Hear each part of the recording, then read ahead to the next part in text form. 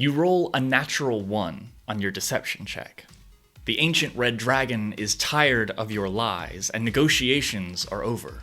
It rears up on its hind legs and unfurls its wings, filling your field of view. You ready your weapon, and you charge into battle, swinging your sword. So I need you to roll initiative? My name is Zach Dyson, this is Dungeon Master Design, and today we're talking about how to improve initiative to increase excitement and keep the game rolling.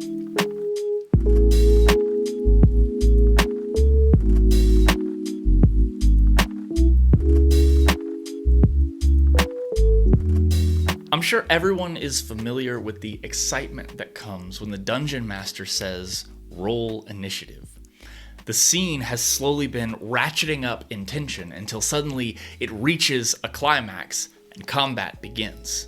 The problem with that is that the excitement has steadily been climbing, and then suddenly the momentum gets stopped. You lose all momentum as everyone rolls their dice and adds their modifiers, and the Dungeon Master puts them in the appropriate order. What should be the most exciting part of the fight, the very beginning of combat, actually turns out to be the most boring part of the fight, and all momentum gets lost.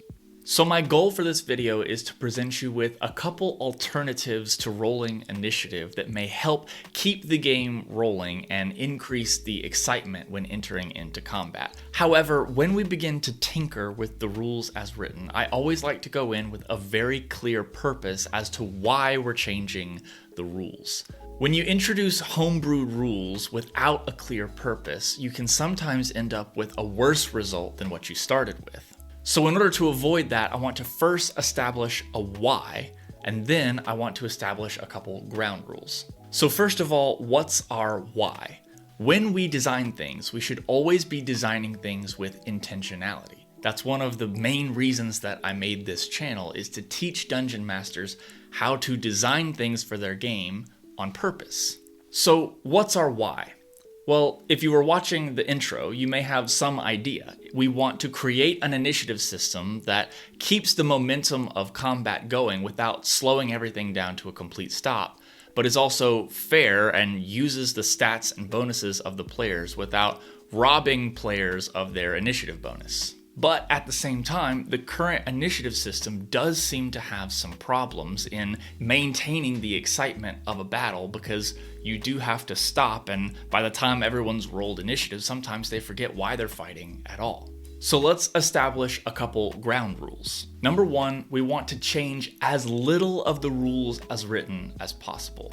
Like I said, the purpose of this is not to throw out the rules, but to alter them slightly to accomplish our goal.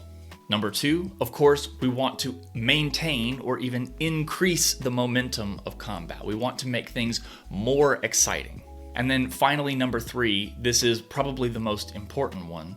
The new system should be easy to learn for the players. Whenever you're introducing a new homebrew rule or a new system, you should always make sure that it's going to be fun for your players and not an extra burden for them to keep track of, especially if you have new players or players who don't feel very comfortable with the rules. Now, I have a list of 4 alternative methods for rolling initiative here that I think might be good options for accomplishing these goals, but there are many other alternative initiative systems out there, and I can't list them all, and I won't list them all because, like I said, not all of them are helpful for accomplishing the goals that I've listed here. So if you're wondering why I didn't mention popcorn initiative or why I didn't mention re-rolling your initiative every round, that's why. I just felt like those weren't good alternatives for what I'm trying to accomplish in this video. So with that incredibly long intro out of the way, and with no further ado, let's get into number one. Number one is what's referred to as Maelstrom Initiative. It's a type of initiative that's floated around for quite some time. I think it might have even predated 5e. Mike Mearls put out a tweet about it one time, but it was given its name by Matthew Colville. In the simplest terms possible, Maelstrom Initiative is essentially a priority system where you roll different initiative dice depending on the action you want to take. So at the beginning of every round, every character would decide what they want to do first, and then they roll their initiative dice. So if they decide that they want to shoot an arrow, move 30 feet, and then cast Bardic Inspiration, they may roll a d4 for their arrow, a d6 for their movement, and then a d4 for their bonus action Bardic Inspiration. And then once all the characters have decided what they want to do and rolled their dice, the lowest number goes first in the order. Now, at first glance, this sounds really complicated, and it sounds like it would slow down the game even more than regular initiative. At least, that's what I thought when I first looked at it. However, it does have some benefits that can help to increase the excitement and momentum of combat, while still maintaining the benefits of rolling initiative. The main pro of this initiative system is that your actions go first. You describe what your character does before you roll initiative. This means that in the situation with the dragon, where you charge in to do battle, you decide what you want to do first. I want to swing my sword at the dragon. And then later you roll your initiative to see when that action actually happens. This can create a nice flow of all the characters describing their actions and working together for how they want the next round of combat to go. And then, once all the excitement has happened, you can resolve it all with dice. This sounds strange at first, but it's actually very similar to how each individual player proceeds through their turn. When you make the attack action, you declare your action first, then you roll your dice to see if it happens, and then you roll your damage, right? And the same thing is true of your initiative. You declare what you want to do, and then you roll your initiative to see when it happens. So this is not a bad initiative system to accomplish what we wanted to accomplish. It puts the action forward, keeps the momentum of combat, and is actually very exciting. But it really changes the rules as written, and it's a little complicated and might take some time to teach to your players. So let's look at another initiative system and see how it compares.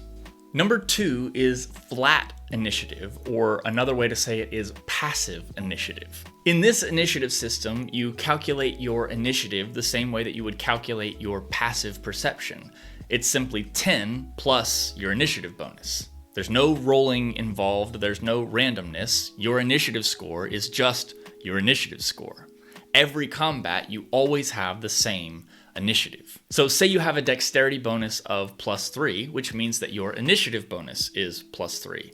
That means that your initiative every single round would be 13. There are actually a lot of pros to this initiative system. Number 1, it's, for all intents and purposes, pretty instant.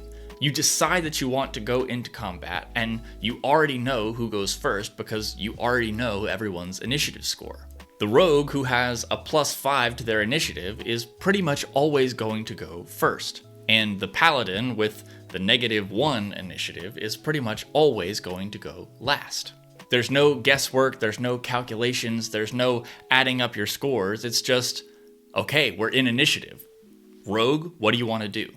In addition to that, it can actually be very helpful for the players, especially new players, to always know what order the players are going to take their actions in. You always know who goes before you and who goes after you, and this makes it very easy for people to keep track of what's happening in combat. There are some people who run this initiative system who actually sit around the table in their initiative order, making it just that much easier to know what's happening in combat.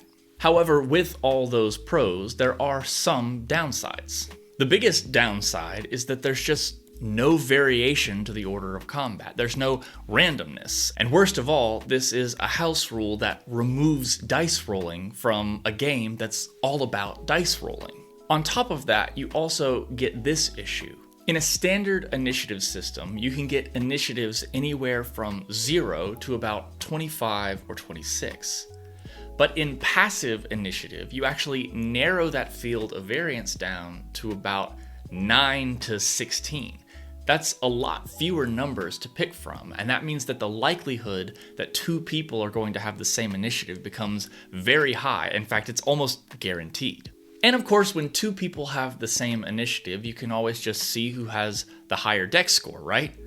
Well, if they're ending up with the same initiative in passive initiative, they're going to have the same dex score. And that means that it's just up to them to decide who goes first, right? Well, at that point, why roll initiative at all? Why not just have your players decide who goes first. And yes, maybe you can just have an established order of the players that happens every time rather than letting them decide every single combat. And that is a valid way to solve that problem, and it's something that I have done in the past. I've run a flat initiative in some of my games, and it actually worked very well. It solved the problem of keeping the momentum rolling for combat. It doesn't really change the rules as written because really you're still using the same initiative bonuses. And it's not very complicated. You really don't have to teach your players anything at all. In fact, you're removing some of the complication from the game. So all in all, this is actually a very effective alternative initiative for solving our problem. But like I said, it does have a lot of cons, so let's move on and see if we can't find something better. The third alternative for running initiative is something called party initiative. And party initiative is essentially exactly what it sounds like. Your party has an initiative and the bad guys have an initiative. This boils down all of the initiative rolls to essentially 2 d20 rolls. The good guys roll and the bad guys roll, and whoever rolls higher goes first. Each group can decide amongst themselves every round who they want to go first and how they want to take their actions. Now, again, the main pro of this is that it's a very fast way to decide initiative. You roll 2 d20s, see which one is higher, and boom, initiative is decided. In addition to that, this initiative system also really encourages teamwork. It encourages the players to talk to one another about the battle. They have to decide who goes first and when their buffs get cast and when the cleric is going to heal and when the barbarian should run in and deal their attacks. It encourages very strategic play, and in my opinion, that's a very positive thing. However, one of the big downsides of this initiative system is that it messes with the flow of combat. You don't really get the back and forth of a PC going and then an enemy going and then a PC going and then an enemy going. Instead, you get a PC, a PC, a PC, a PC, and then an enemy, an enemy, an enemy, an enemy. It makes it feel less like D&D and more like Final Fantasy, which isn't an entirely terrible thing, but it does change the feel of the game. Like I said, it changes the rhythm of combat. One other downside to this system is that it does eliminate everyone's individual initiative bonuses. So what's a possible fix to this? Maybe everyone could add their initiative bonuses together and add that to their party roll. Well, that can work in some cases, but in others it might not work very well at all, because what if you have 3 players and they all have a +3 to their initiative, which means they should go very quickly, but then you have 15 goblins who all have a +1. Well, they're going to get a +15 to their roll, and the party is only going to get a +9, when realistically, those 3 players with +3 initiative should be going way faster than these goblins with a +1 initiative. But maybe there's another solution, and this is one that I actually really like. The party could elect an initiative leader, essentially the person in the party with the best initiative bonuses. Then, when it's time to roll combat, you add your initiative leader's initiative bonus to your roll. So maybe that Gloomstalker Ranger who has a +5 and has initiative adds that to the entire party's roll. This is a good way to still let your players who focus on high initiative shine, and it speeds up combat, and it allows them to benefit the rest of the party. This actually feels like a pretty good solution in my book. So again, what goals did we accomplish with this initiative system? It's faster and it gets us into combat quicker without ruining the momentum. It keeps the excitement of play up. It's also pretty simple, it's not too complicated, and it's pretty easy for the players to pick up.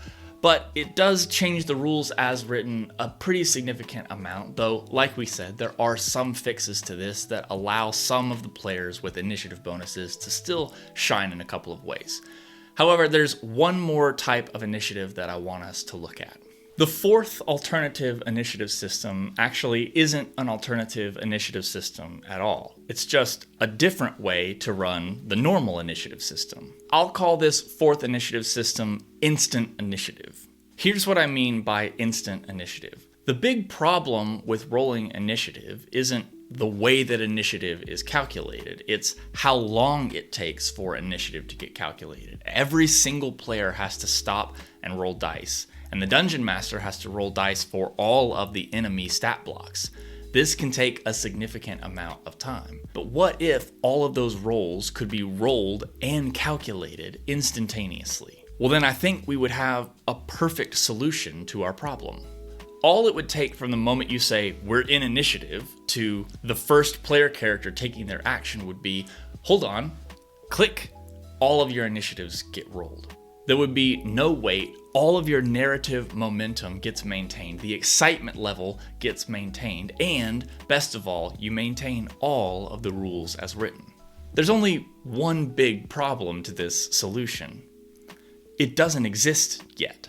As far as I know in my research, there are no good ways to calculate initiative instantaneously. D&D Beyond's alpha for their initiative tracker and their combat tracker gets pretty close, but it's kind of difficult to get your character sheets imported into those encounters, and it's kind of an imperfect system so far as I can tell. But again, they're on the right track, they're getting there, and I think one day we will have this instant initiative run through D&D Beyond. However, until then, it's up to designers who know a little bit more about computers and programming and software and things like that to design an instant initiative software that could instantly calculate the initiatives of all the monsters and player characters in any given encounter. But seeing as I don't personally have that skill set, I can't offer that to you. I wish that I could. But here's what I can offer. It's my final solution. Call it a fifth alternative to rolling initiative. Since the ideal is instant initiative, having your initiative rolls ready at the snap of a finger right when combat begins, I figured the next best thing is to have pre-rolled initiative. So that way your initiative rolls are still ready instantaneously whenever you want to run combat. This is the solution that I've come up with and that I run in my games, and it actually works really well. Essentially what I do is when my players enter into an area that could potentially be dangerous and require initiative, I go ahead and have them roll initiative when all the tension is still very, very low. Nothing has happened yet, they haven't encountered any NPCs, there are no monsters running around yet, they're just entering into a building. That's the perfect time to slow things down, roll some initiative, make some calculations, and then move on with the adventure.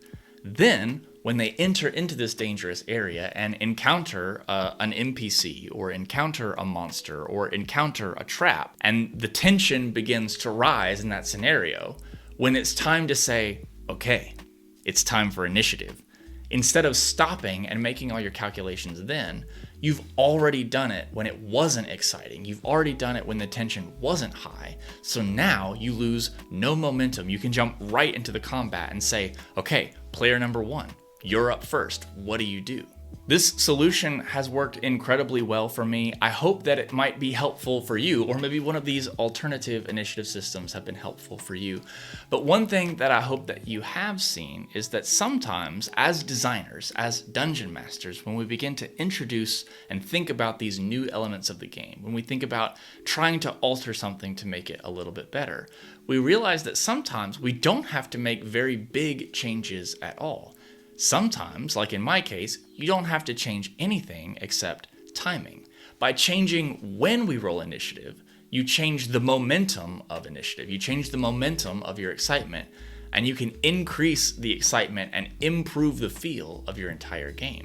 Like I said, hopefully one of these alternative initiative systems was helpful for you, exciting for you, new to you, gave you some ideas about how you want to roll initiative in your games, but maybe more than that, it helped you think about how to be designing things for yourself. That is ultimately the goal of this channel, is to teach you how to think like a game designer and like a dungeon master, so that one day you won't even need my suggestions. You'll be able to come up with these things on your own. So what's an initiative system that you've come up with? What's the craziest way that you've run initiative in your game? Let me know down in the comments. But until then, my name is Zach Dyson. This is Dungeon Master Design. Thanks for watching.